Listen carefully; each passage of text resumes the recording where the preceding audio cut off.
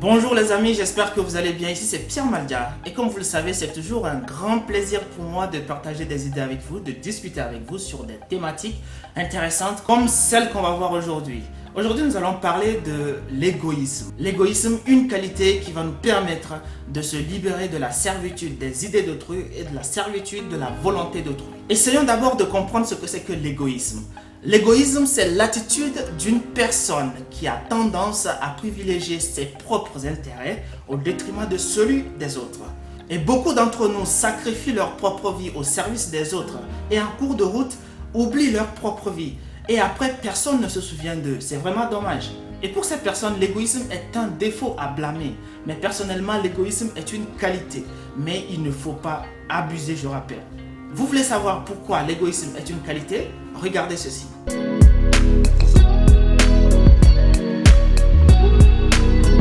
Si nous considérons que l'égoïsme, c'est refuser de vivre pour les idées ou pour la cause d'autrui, mais de privilégier notre intérêt avant celle de l'autre. Ce qui veut dire que, tout d'abord, l'égoïste vit en harmonie avec ses idées et ses valeurs. Ensuite, que la vie d'un égoïste n'a pas pour finalité de faire plaisir à qui que ce soit.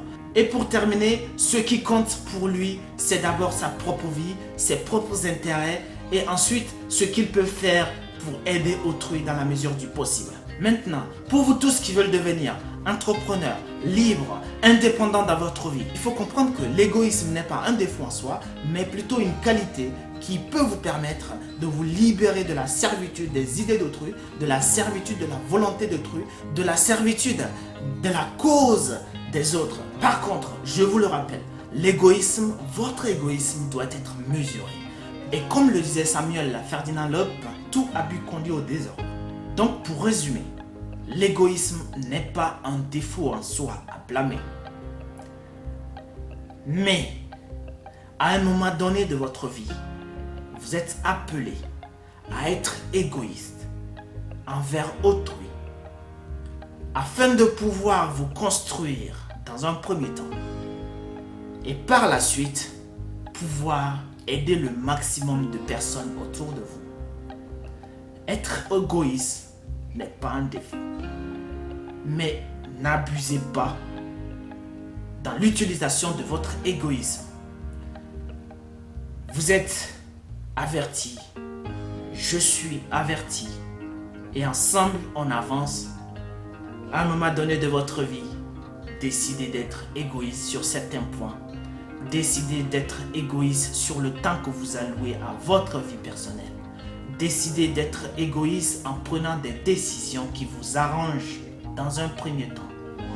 Et ainsi, vous réunissez le maximum de chances de votre côté pour réussir et ainsi pouvoir aider significativement le monde autour de vous. Je vous remercie d'avoir visionné cette vidéo et il y a quelque chose que je tiens à vous dire.